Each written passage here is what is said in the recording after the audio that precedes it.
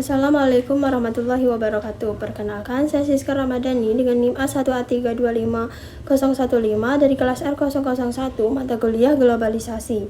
Pada kesempatan ini saya akan menjelaskan tentang analisis 3 jurnal. Pada jurnal pertama berjudul tentang faktor-faktor penentu kemiskinan di Indonesia. Analisis rumah tangga karya Ayu Setiorini dan Lilik Sugiyarti yang diterbitkan dalam Jurnal Ilmu Ekonomi Terapan pada tahun 2016. Artikel ini membahas mengenai faktor-faktor yang mempengaruhi kemiskinan di Indonesia dengan menggunakan pendekatan rumah tangga. Penelitian ini menggunakan data pada tahun 2012 dan menganalisis lebih dari 71.000 rumah tangga. Hasil dari analisis tersebut ditemukan beberapa faktor-faktor yang menyebabkan kemiskinan. Yang pertama itu ada gender kepala rumah tangga, usia, jumlah anggota keluarga, status pekerjaan, pendidikan, kepemilikan telepon, serta lokasi tempat tinggal yang memiliki pengaruh signifikan terhadap status kemiskinan.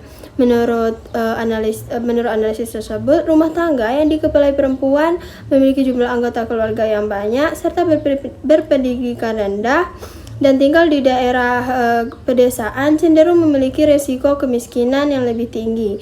Sebaliknya, rumah tangga yang memiliki pekerjaan tetap, akses kredit usaha, dan akses teknologi informasi memiliki kemungkinan lebih kecil untuk berada dalam kondisi miskin.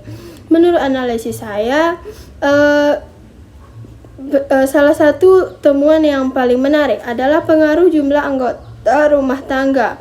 Karena semakin banyak anggota rumah tangga dalam keluarga, maka semakin berat pula beban ekonomi yang harus ditanggung.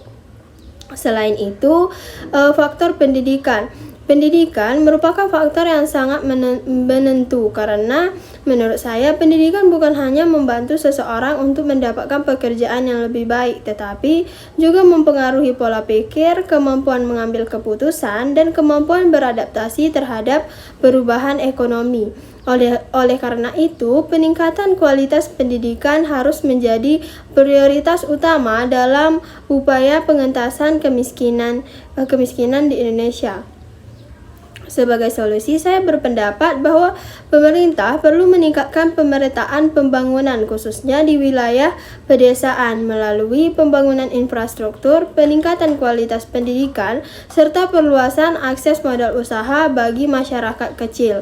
Selain itu, pemberdayaan dan peningkatan literasi digital juga penting dilakukan agar masyarakat mampu memanfaatkan teknologi sebagai sarana untuk meningkatkan pendapatan dan kesejahteraan. Sebagai kesimpulan, jurnal faktor-faktor penentu kemiskinan di Indonesia menunjukkan bahwa kemiskinan merupakan masalah yang kompleks dan dipengaruhi oleh berbagai faktor sosial, ekonomi, dan demografi. Oleh karena itu, pengentasan kemiskinan memerlukan kebijakan yang tidak hanya berfokus pada pertumbuhan ekonomi, tetapi juga peningkatan kualitas sumber daya manusia dan pemerataan kesempatan bagi seluruh masyarakat.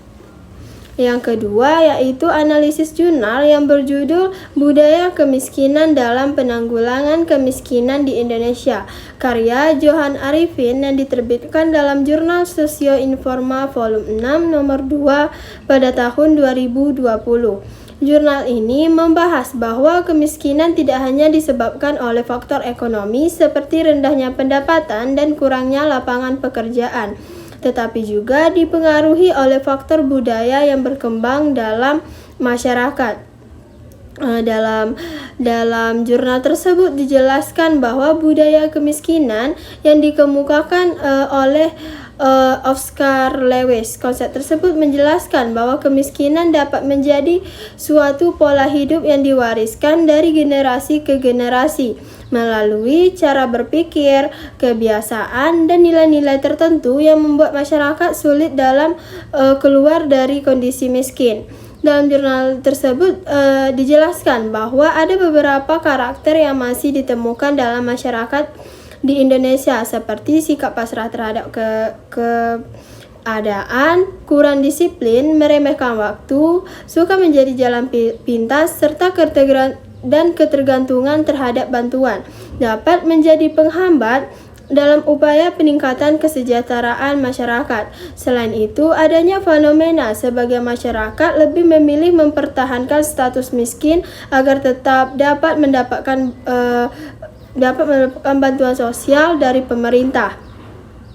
Menurut analisis saya, jurnal tersebut memiliki sudut pandang yang menarik karena mengingatkan bahwa kemiskinan bukan hanya persoalan uang, tetapi juga berkaitan dengan pola pikir dan budaya masyarakat. Selama ini banyak program bantuan sosial yang diberikan pemerintah, namun jika tidak disertai dengan perubahan pola pikir dan peningkatan kemandirian, maka bantuan tersebut berpotensi menimbulkan ketergantungan.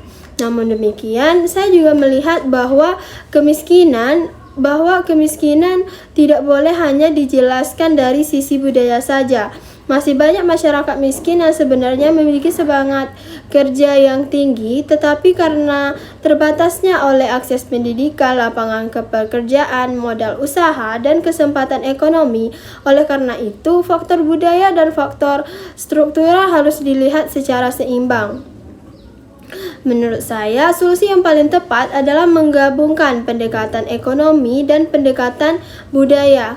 Mengapa demikian? Karena pemerintah perlu terus memberikan bantuan kepada masyarakat yang membutuhkan, tetapi bantuan tersebut seharusnya disertai dengan program pemberdayaan, pelatihan keterampilan, pendidikan, serta pembentukan karakter seperti disiplin, tanggung jawab, kerja keras, dan kemandirian. Selain itu, peran tokoh agama, tokoh adat, dan tokoh masyarakat juga sangat penting dalam membangun budaya yang mendorong kemajuan dan produktivitas. Sebagai kesimpulan, jurnal ini memberikan pemahaman bahwa kemiskinan merupakan masalah yang kompleks dan tidak hanya disebabkan oleh faktor ekonomi. Perubahan pola pikir budaya dan karakter masyarakat menjadi bagian penting dalam upaya penanggulangan kemiskinan. Dengan menggabungkan pembangunan ekonomi dan pembangunan budaya, diharapkan masyarakat dapat lebih mandiri dan mampu meningkatkan kesejahteraan secara berkelanjutan.